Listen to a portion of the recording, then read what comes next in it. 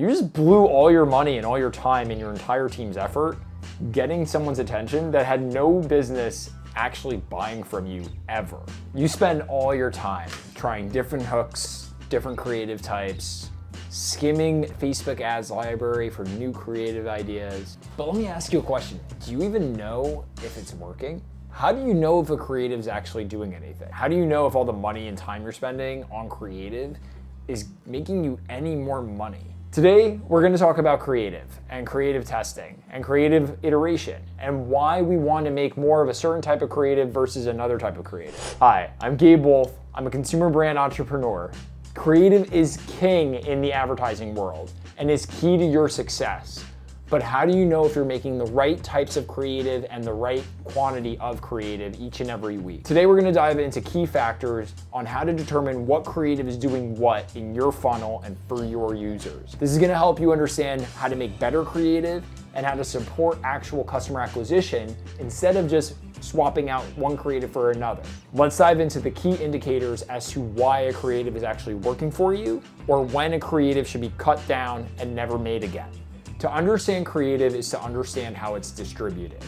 You cannot do that without understanding how Facebook ads work. Facebook ads are in the business of providing the best value for a user while hitting your objective as the advertiser. If we are trying to sell stuff online and we have a purchase objective, then Facebook is going to take all the ads, all of these ads, and distribute it to users that are most likely to enjoy the experience and buy from you. The window in which they buy from you is not 24 hours.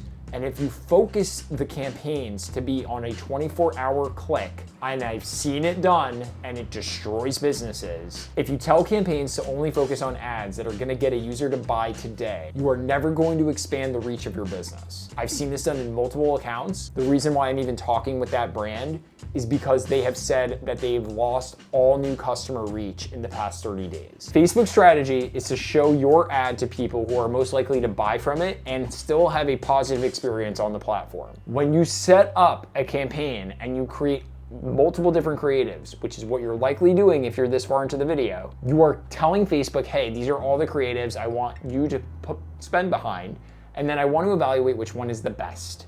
The meta algorithm is designed to push spends towards the ads with the highest likelihood to convert the most amount of users. So when you see an ad take off in your ad account and spend thousands and thousands of dollars while everything else is spending a few hundred, it's not an accident. Facebook is seeing all the signals on that creative and saying, I have the highest likelihood for success, both on platform and for my advertising partner, you, the brand. I have the highest likelihood for success by pushing more dollars into this ad. And it will get the most reach and hit the most amount of users and retarget some of those users and give them the same ad again. That's not an accident. The idea here is that you're creating a creative asset that is engaging and does a good job of converting a user into a prospect or buyer. But you need to be patient. Just because it has a high likelihood to attract your ideal prospect does not mean that prospect is ready to buy today. In fact, they're not likely to buy today, and that is okay. What you want to do is make sure that the creative is engineered in a way that gets attention, holds attention while pinpointing the problem that your product solves, and then shows how your product solves the problem. Every single ad in every single campaign needs to do this in some frame. The framework is what will attract somebody who has no idea or is unaware of your business or problem, or is unaware of your brand, or somebody who already knows your product and how it works and gets them to get to your page and buy. Don't make another ad creative until you understand this. Facebook pushes spend to the most amount of users on an ad based on its perceived likelihood that they are going to buy from you. Said differently, the Meta Ads algorithm is designed to push spend towards the ads with the highest likelihood to convert the most amount of users. High likelihood and probability of purchasing from you to the most amount of relevant users. This means that your creative needs to not only grab attention for the right demographic, hold them, and educate them, but also do a good job of selling them. You need to be super patient. Just because you have a high thumb stop ratio or hook rate on an ad creative does not mean it's gonna sell anybody. You won't know until 7, 14, 28 days, depending on the vertical that you're in. You need to be patient and look for indicators. Just because an ad has a high likelihood to attract potential future customers does not mean that those users that are gonna become customers are gonna do that today. They may do it in 2 weeks. And that ad creative may have been the reason why.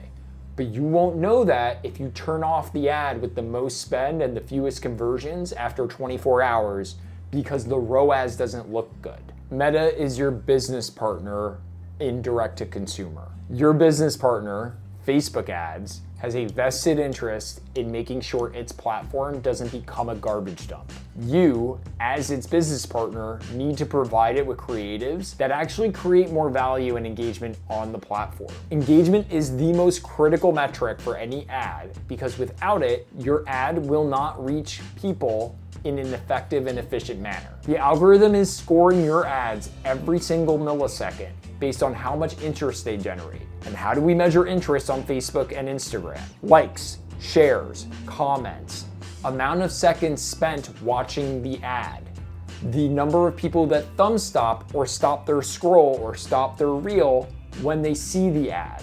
Shares are the biggest indicator of a successful creative. Meta's primary goal as a social platform is to keep people engaged and satisfied on the platform. Hard stop, period.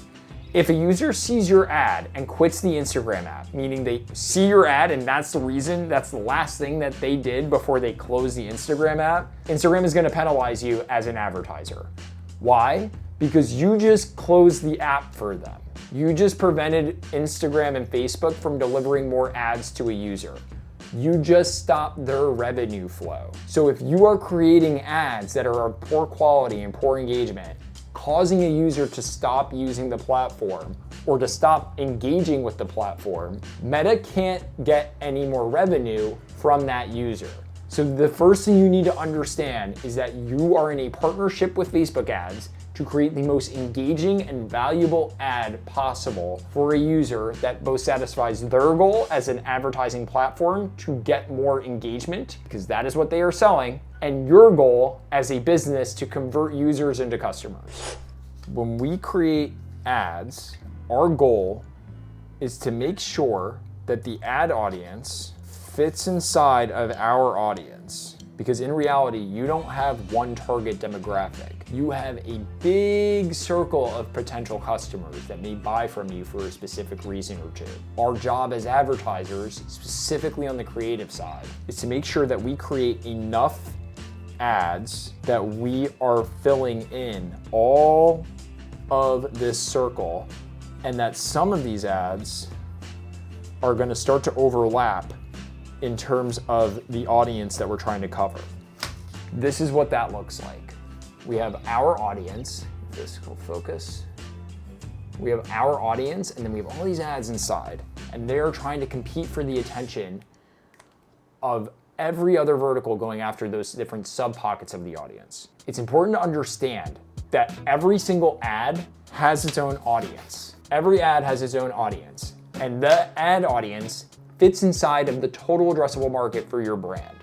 And so what we want to make sure is that in any ad account, we are making a multitude of ads that could hit different sub-pockets of the audience. Meaning, we have ads for women age 47 to 54. We have ads for men 34 to 36. We have ads for 25 to 34-year-olds who like skiing. Whatever could fit inside of your total addressable market, we want to make sure that we start to flesh out that entire addressable market with different ad creatives so that Meta starts to understand, oh, the common theme here is energy. The common theme here is motherhood. The common theme here is blank. And we can find people across the entire spectrum of demographic that are ready to buy from you. Your job as a creative is to understand what each one of those people may need in order to trigger them to become not just an engaged user, but a buyer as well. Understand that the learning in Meta happens at the ad ID level. Every single ad that you see here is going to have a slightly different audience with slightly different reach. Here's one, you can memorize this chart, and here's another one. We'll look at this one. And this chart is hitting an older pocket of the population. And so the idea here is that you want to make sure you are hitting the full spectrum of your total addressable market in your ad account. And you do that by creating specific creatives for each type of person. If every ad has its own intelligence, how does the spend distribute between ads? And how does the spend distribute between ad groups or clusters of ads? We know it takes more than one ad impression to convert a user into a purchaser. So what do we need to do in order to take them through that journey? What sequence of ads does a user need to see to become a customer with us? That is exactly what machine learning figures out at a user level. It will understand that the sequence of ads that you need to see to become a purchaser and the sequence that I need to see to become a purchaser are completely different. And it is far beyond human comprehension. This is why Facebook is one of the most valuable companies in the world. Now, you need to understand this as a creative, because as a creative, you'll see different metrics hit for different creative ads that you've made, and you won't understand, but this one's getting a lot of spend and not a lot of return on investment. It is. It's just not playing as the last that a user is going to see before they purchase. That doesn't mean it's bad. It's just meta figuring out how to sequence that ad relative to the next ads that a user needs to see to buy from you. You'll have multiple different ads. They all live inside of ad groups. Ad groups 1, 2, 3, 4, up to 8 or 9 or 10. They'll all live in one ad group. You'll have another ad group doing the exact same thing. You'll also have all these ad groups inside of a campaign. Now, you have learning happening at each individual ad as to what users are doing. You'll also have the ad group understand, okay, if I show ad 1 and 4 to a user, they end up buying in 7 days. What happens if I give them 1, 3, 4? What happens if I give them 1, 2, 1, 3? What happens if I give them any sort of combination here? This machine learning is happening at the ad group level. Now, what a CBO is doing is also understanding, or a campaign budget optimized campaign is also doing, is understanding that, okay, ad 1 pairs really good with ad 7 from ad group 2. So if I do 1, 7, 5, 2, 6, that user is more likely to convert. And so the combination and the sequence of ads is happening at an ad group and campaign level. It is not your job to understand that as a creative or a media buyer. It's far too specific to different people. What is your job to understand is how it pertains to creative analysis. So let's dive into that. Here is your compass to understanding what an ad is doing at a very basic level, now that you understand how all of this works together in a Facebook ad account. High engagement can be tracked by the engagement score, which Meta will provide to you right here, engagement rate ranking. You'll see an average, above average, or below average. You can also use tools like Magic Brief or Motion, where you can actually meter the engagement score, the thumb stop ratio, the hook rate, whatever you want to call it. But the biggest indication for engagement is those metrics plus spend. If you have high engagement and high spend, you have a winning creative in the eyes of Meta. If that creative that's winning in the eyes of Meta has low return on investment, not on ad spend, but on investment, meaning that you're not seeing new customers come flooding in, and you should wait 7 days before you make this determination. But if you're not seeing new customers come flooding in off of a few creatives that are getting the majority of spend, that doesn't mean the ad sucks. It means the ad is hitting people unaware. If you notice high engagement and high spend, but a low return on ad spend, it might indicate that the ad is helping users become aware of your brand and your product. It doesn't mean it's a bad ad. It just means it's not closing users really quickly. We typically see this on really engaging video ads. Think UGC, think celebrity, think influencer, and they get a ton of engagement. It's important that you know you should not turn the ad creative off. Instead, your job as a creative director or a performance creative director is to make sure you're making iterations of that ad that maybe shorten the buyer journey. Do they include an offer in the last 10 seconds of the video? Are we actually driving home the pain points and how your product solves them? Are we not just getting attention for the sake of getting attention, but are we actually converting that attention into a customer? Try to replicate the opening 5 seconds because that is clearly working. It's an engaging ad. And then rework the body of the creative to get people to buy faster. By doing this, you're not shutting down what's getting the most attention and eyeballs on your brand. Remember, you have static ads that maybe have a great return on ad spend but low spend. Those static ads are not bad for not getting enough spend. They're just hitting the lower part of your funnel, or people who have already had an experience with your brand. Don't turn any of them off. Instead, try to iterate your way to a better return on investment.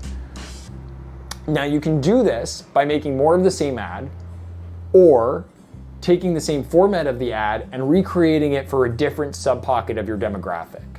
Let's say the ad that has the most engagement really well with females aged 45 to 55. But we know that the majority of our customers are coming in at age 25 to 30. What we can take from that ad is that maybe the engagement is right because the message is right. And we should reformat the message for our actual target demographic where we believe we have the most amount of available audience. This is how you can shift your creative to influence how spend distributes closer to your ideal pocket of audience. Changing the messenger in the ad that has the most engagement. Changing the body, changing the CTA or how we call people to action from our brand at the end. These are all things you can do to improve that ad's performance against its current audience, as well as future ads against other parts of your target audience. The best thing that I found useful for analyzing creative: spend is king. Engagement and ROAS, they tie for queen. And so what you want to make sure of is that you're following the dollars. Follow the money. Is the majority of funds being distributed to a certain set of creatives? And then try to figure out why those creatives are earning the dollars from Facebook ads.